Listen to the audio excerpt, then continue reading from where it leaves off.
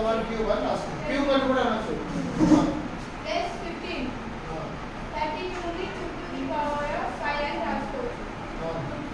2 ని 5 times multiply చేస్తే 30. Plus 15 square 15 225 అందుకే 15 స్క్వేర్ రాసుకోవచ్చు. ఇప్పుడు ఏమొచ్చింది? ఈ 4 into 1/4 అంటే మల్టిప్లై చేసాం. ఏ formula? a to the power of m whole to the power of n చేసినప్పుడు ఏమవుతుంది? a to the power of m n అవుతుంది. అది ఇక్కడ రాస్తాం. సో 4 into 1/4 ఏమవుతుంది? 4 into 1/4 4/4. So 3 to the power of 4/4.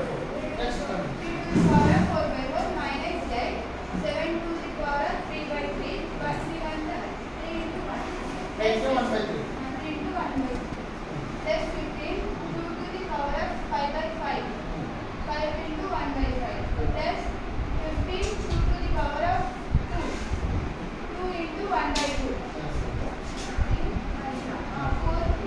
4 cut అయింది.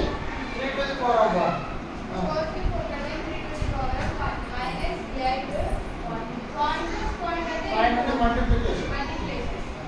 3 की 3 कट जाएंगे 7 to the power of 1 plus 15 point 2 to the power of 1 5 की 5 कट जाएंगे 15 2 की 2 कट जाएंगे 15 to the power of 1 3 3 to the power of 1 అంటే ఎంత? 3 3 minus 56 8 into 7 56 plus 30 15 to the 30 plus 15 ఇప్పుడు ఇది ప్లస్ వాల్యూ ఉంది, ఇది ప్లస్ వాల్యూ, ఇది ప్లస్ వాల్యూ.